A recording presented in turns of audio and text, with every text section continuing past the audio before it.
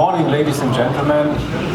My name is Bleiel. I'm the CEO of Food for Health Ireland. I'm actually not Irish, as you can probably hear by my accent. I'm German. I'm a business economist by training, and I'm leading this organization since 7 years. And Food for Health Ireland is one of the biggest technology centers in Ireland, funded by Enterprise Ireland and the biggest dairy companies in Ireland. We're doing research on milk and try to understand what are the health benefits of milk components. What I'm going to talk about is actually this. These were protests from French dairy farmers in Paris a few days ago. So the topic is actually the milk price at 27%. What can we do about it? And obviously there's lots of research about volatility of milk prices. Will it ever stop? Will it come back? Will the price go up and down? But there's one thing we can definitely do about it, which is adding value to milk. So that's the topic of innovation I'm going to address here. But why is it so difficult to innovate in dairy? Then I want to talk about the Formula 1 and the man on the moon. Consumers and innovation. Are consumers actually willing to pay for value-added products? And then my conclusions, and that all in 15 minutes.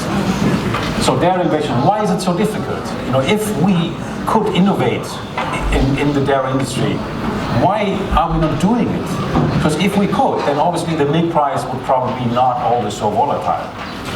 Now that is our reality, however, and the reality is food must be cheap. Now I grew up with Aldi and Lidl when I was a student, and you went to Aldi and Lidl because you got good quality, but you always knew that you were not paying a lot for food. Now that also has obviously changed our perception of food. So food has to be cheap. It's very difficult to basically convene the message that good food has to be expensive. So that's basically the perception we're growing up with. And I think the dairy innovation is difficult because nowadays we have heard a little bit about that. If you want to prove the efficacy of an innovation, that's becoming more and more difficult because you have to do human intervention trials. So you have to test a new ingredient in humans to show that it actually really works. And only then you will potentially be able to make a claim. You have to create a dossier, you have to submit it to EFSA. So that all makes it obviously very risky and also expensive to prove a new benefit for a food product. Now if you then take, for example, milk and you isolate certain components of milk and to demonstrate the benefits, well, this isolation and enrichment is very cost intense. We could be talking about novel foods, which again, and we heard that, might lead to safety questions from the European authorities. It might have lower consumer acceptance because people say, what are you doing with my milk? You take things out, you put it in somewhere else. That's not natural anymore. And then you have issues of taste, convenience, stability, and price if you add certain components to other food products. So in essence, it's actually difficult to innovate. It's expensive and uncertain for the food industry, or for the dairy industry, you could say in that specific case. Now I want to talk about the Formula 1 and the man on the moon. So why do we still need innovation? Why is it absolutely necessary for us to go the route of innovation? And basically, this is for me the analogy. When we brought this man to the moon in 1967, and when I say we, that's probably not us here, but it's the American nation. Basically, the fact of getting the man on the moon was not the real innovation. But all the technologies that needed to be developed in order to get the man there actually then deployed the benefit for human society. So some of the technologies we find today, mobile phones, were developed because we needed to communicate with the man there. Some of the life-saving technologies that were developed at that time today save lives in the world. And then the famous Teflon kind of protection that you today find in pans and in frying pans. So all that was developed to get the moon there. So the benefit of getting the man there was actually all the side effects that then over time came down basically to the population.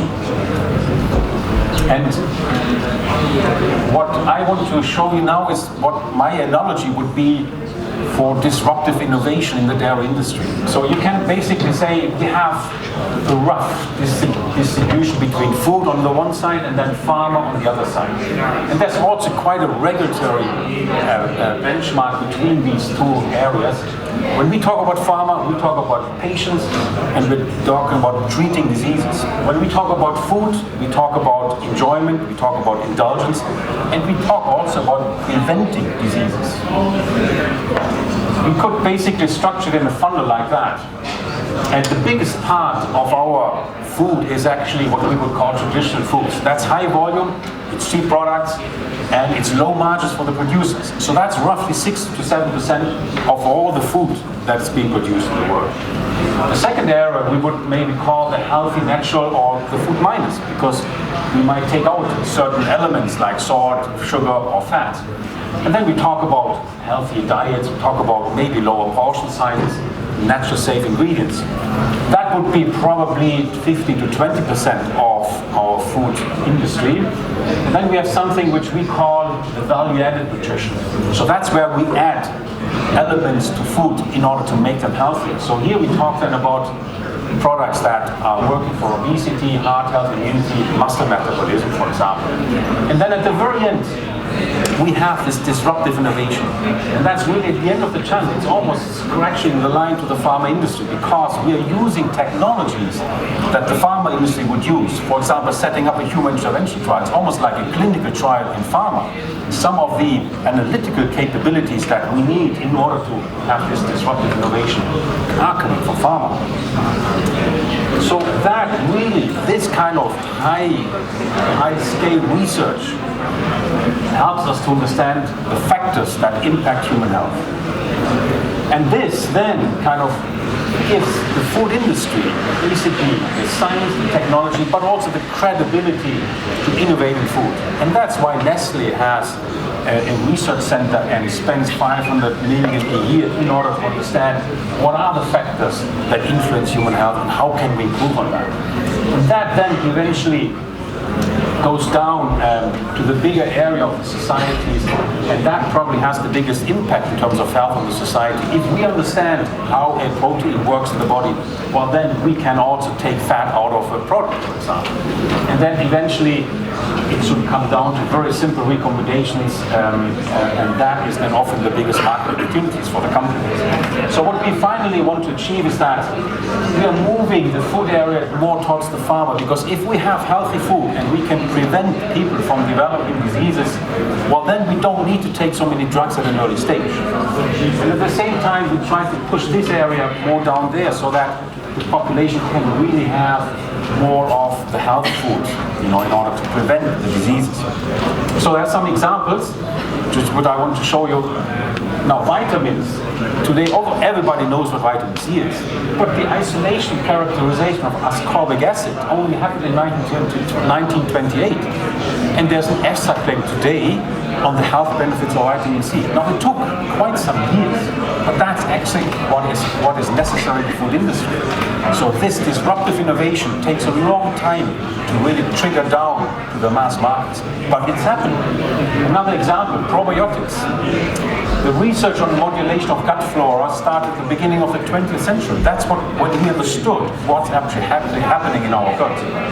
And now we have private labels that contain probiotic. That is or has become a mass market food and consumers understand it. Another one, proteins. Proteins 20, 30 years ago was a niche market for bodybuilders.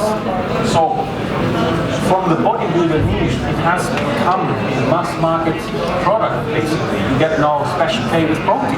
You have protein water. So consumers do understand what protein means, but they only understand it because 30 years ago we did all the research on proteins and what proteins can do for muscle maintenance and muscle growth.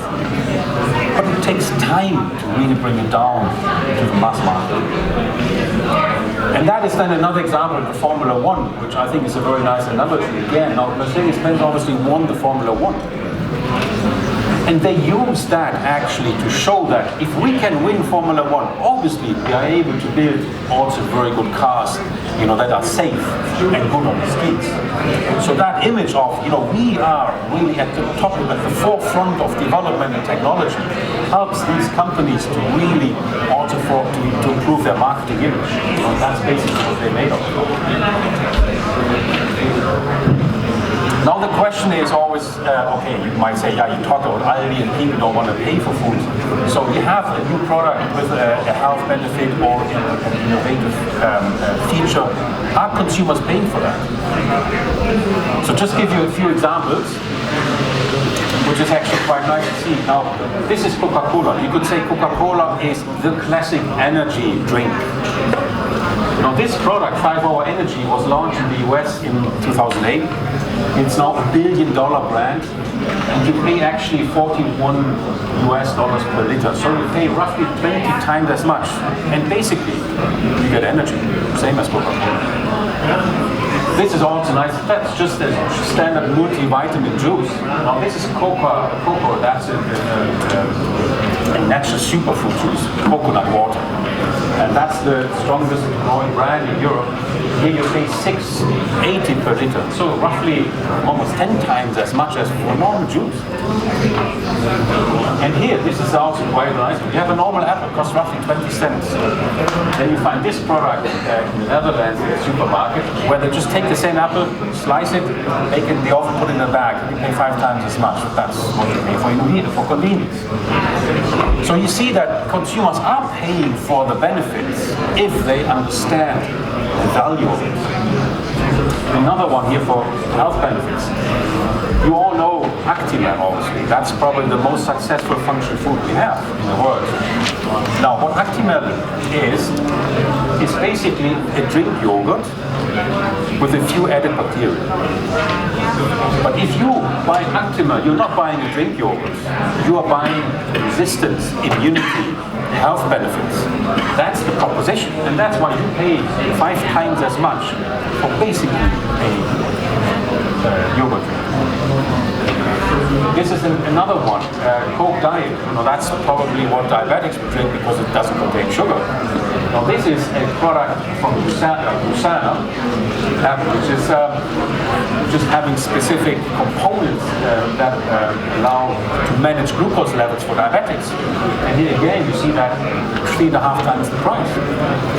Or take this one here, weight control, which is a very nice example again, because you have here the, let's say, the normal Quaker muesli bars, roughly $9 a kilo, and then you have the Slim Fast yogurt bars, cost roughly 3 times as much, and they definitely do not taste as good as those ones here.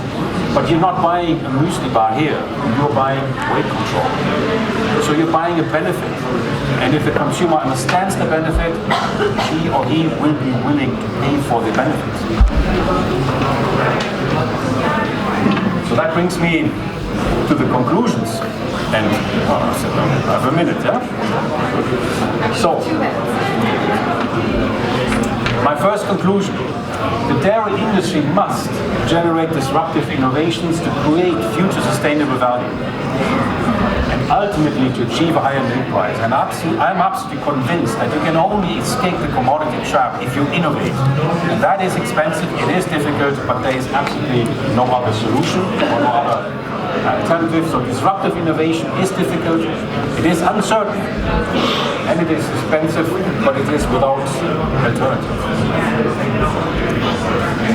Consumers are willing to pay for added value if they understand the benefit, if they perceive the benefit, and if they notice the benefit. That's, by the way, the problem with products that offer, for example, blood pressure reduction. That's very hard for a consumer to feel. You can't feel that really if your blood pressure goes down a little bit in the mornings because you drink a yogurt. That won't work. But if you drink a weight management product that gives you satiety, and you notice that you are actually more satiated, well then you understand and you see the benefit. And then the fourth, Ireland has all elements in place. We have grass-fed cows, so the raw material is one of the best in the world. We have high quality milk because of that. We have world-class universities, excellent government support, and I think we really have to say that Enterprise Ireland is a fantastic agency that really supports the growth of the economy here. And we have global food and ingredient companies that are very successful in the world. And we have Food for Health Ireland, that's my organization, which brings everything together. Thank you.